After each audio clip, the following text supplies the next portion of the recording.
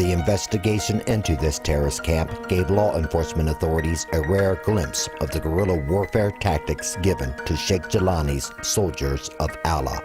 According to court documents, the Fukra compound was placed under constant police surveillance. It showed various individuals conducting martial arts training, engaging in hand-to-hand combat, and other paramilitary tactical maneuvers, and practicing the shooting of assorted firearms and weaponry.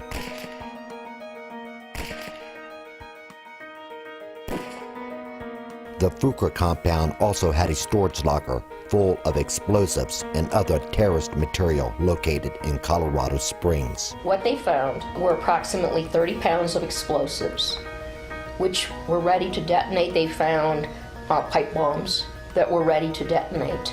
In fact, the CBI was also involved. They actually detonated one of these, and it blew up a car. In addition to explosives, the Fukra storage locker contained mercury switches for detonating bombs, shape charges, handguns with silencers, pipe bombs, home-cooked plastic explosives, bomb-making instructions, blank birth certificates, fake Colorado driver's licenses, a manual called Guerrilla Warfare, another called Counter-Guerrilla Warfare Operations. There were also targeted silhouettes. One was marked with the words, "Shooting a hostage," and FBI Anti-Terrorist Team. The FBI also discovered surveillance and reference material to Buckley Air National Guard Base, the Rocky Mountain Arsenal, Warren Air Force Base, and 2 Wyoming National Guard armories.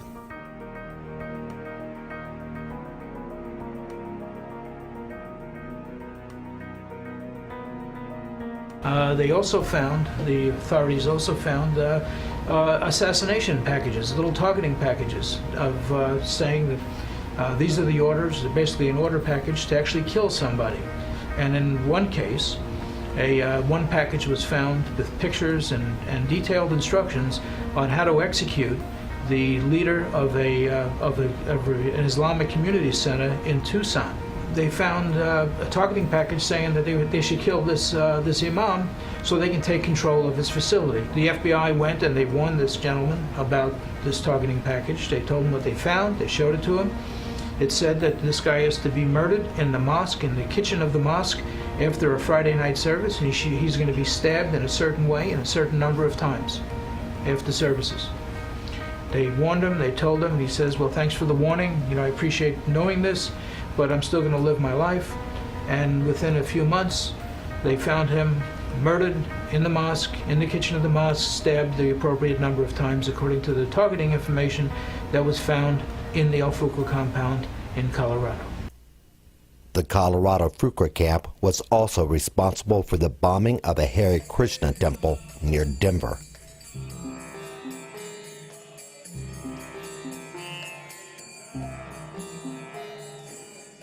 That was the windows that the bombs went through. These were bombs that were batteries connected to black powder in those cylinders that I explained that were connected to napalm that they threw in here. There were 2 of them, and they caused over $200,000 worth of damage. I think from the smell and from the smoke, it was obvious that this was something that was planted. Fortunately, on the other side of this, there were some ceramic tiles that repelled the heat. If we would have known someone was coming with a bomb, we would certainly react and do what's necessary. Sheikh Jelani's Fukra compound, which named itself Muhammad's Commandos of Sector 5, also firebombed a power station in Leesdale, Colorado. The FBI warned Colorado of the terrorists within their state, but according to Susan Fanger, the state's chief investigator, the FBI refused to get involved with shutting the Jamaat al-Fukra compound down. Susan Fanger remains off camera because she has been warned that Sheikh Jelani has a contract out on her life. At that point, the governor wanted to know what was going on. he was pretty upset about the fact that we have terrorists in Colorado. And I have to respect the man because we got together, the FBI was there, my director and I were there. That was Governor Roy Romer. Governor Romer said, I don't want terrorists here in Colorado. What are you going to do about it? And he turns to the FBI. And there were 2 people from the FBI, including the head guy of the Denver office. And the Denver office said, we're pulling out. We can't do anything. We've got word from Washington that we're not going to get involved in this. So, they left the room, and the governor was really upset. After the FBI pulled out of the investigation, the state of Colorado was left on its own to uproot the Jamaat Afruqa terrorist camp. The governor said, anything you need, just ask for it. So I said, well, I need to carry a gun. This is a dangerous group. I said, I have to keep this really secret. I went to the grand jury, the state grand jury, presented all of this evidence. At the end of the grand jury, they gave the indictments handed down. And at that point, the prosecutor helped me to put together a 64-man law enforcement team from various jurisdictions. And we went up and we raided the place. We found arms. So we had a mine inspector lined up.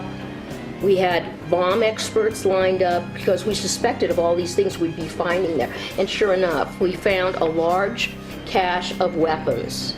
5,000 rounds of Chinese ammunition, rifles, all kinds of weapons, knives, bows and arrows, everything you could think of. Okay, guns, of course, rifles of all kinds, including some illegal weapons.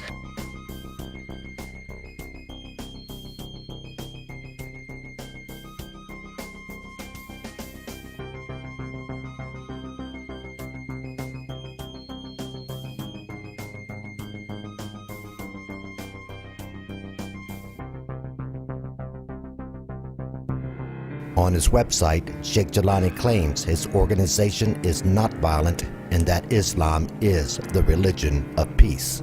Brent Garfield has been a member of Muslims of America for 15 years. Though he would not allow us to film his interview, he claims Sheikh Jelani strictly teaches his members to be law-abiding citizens. I've been taught in this community from the very beginning, okay, to obey the laws. This is our country, you understand? Obey the laws, be the best of the community, be the best husbands, be the best fathers, be the best brothers. Open your hands to the non-Muslim, to the Christian, to the Jew. You understand what I'm saying? Obey the laws. If you do not do anything wrong, if you have unpaid tickets, pay them. If you had fines, pay them. If you have warrants, turn yourself in. And do not do these criminal activities.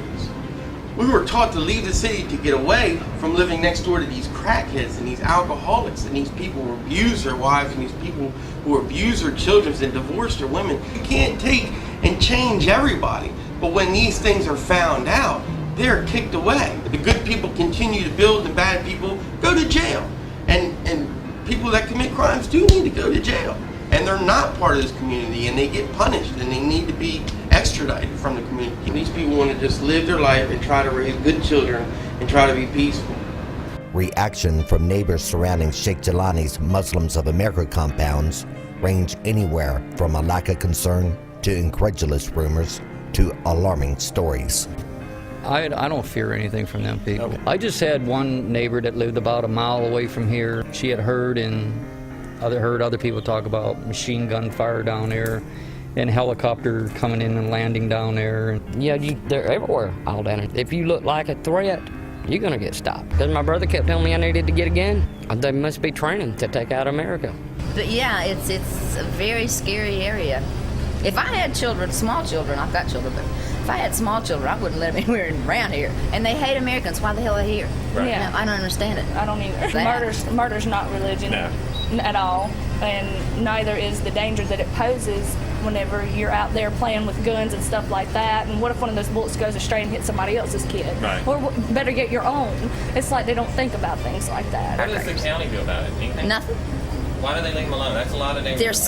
They're scared, but they can't. You can't. Nobody will do anything. Nobody will touch them. It's like nobody will take a step. I dated a police officer for 3 years. They're afraid to make a step towards it because of the discriminatory thing and things like that. Lawsuits, it would be a whole big old mess. So instead of doing something about it, whereas if the average Joe was out here and they would, you know, it's the lawsuits and everything else, and they just don't want to get caught up in that mess.